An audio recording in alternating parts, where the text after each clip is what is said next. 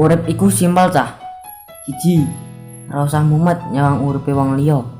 Komen iku fitnah kono kene ngelek rono rene. Sing kepindho, gayamu cocokno karo kemampuanmu. Nek ra ana ya aja dipaksa. Aja nyiksa awak nek gur pengen diawang dhuwur. Sing ketelu, nikmati uripmu lan dadi sing mbok karepke. Urip iku akeh cobaan, yen akeh saweran iku jenenge dangdutan. Ajamu ngopi, sekali-sekali ngeteh, ben ngerti yen urip iku ora mung pait, tapi yo sepet. Dudu sepiro sing tok duweni, tapi sepiro kowe bisa nyukuri apa sing wis Gusti maringi. Ayu mergo wudu luwih syahdu tinimbang ayu mergo polesan gincu.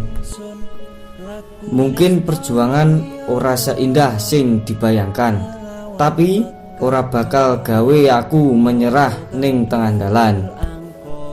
Kabeh wis diatur sing kuwasa, ora usah gersula, mergo dalan uripe saben manungsa kuwi beda-beda. Senajan uripku ajur, aku ora lali bersyukur, mergo imanku ning Gusti Allah ora bakal luntur.